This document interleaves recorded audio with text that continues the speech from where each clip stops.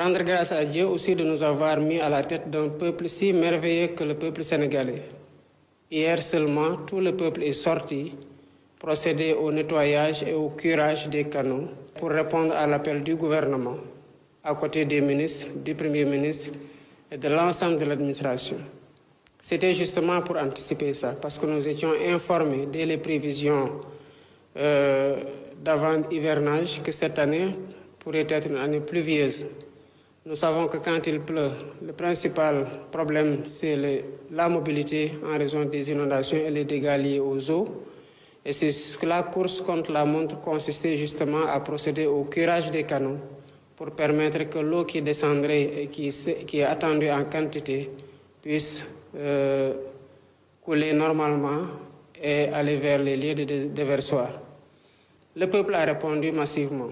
J'ai vu des images qui m'ont véritablement touché et j'ai exprimé hier ma fierté d'avoir ce peuple-là derrière moi.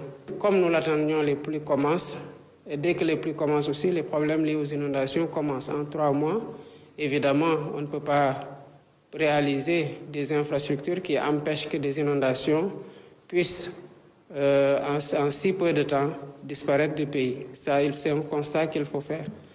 Toutefois, le gouvernement sera aux côtés des populations et il sera diligent.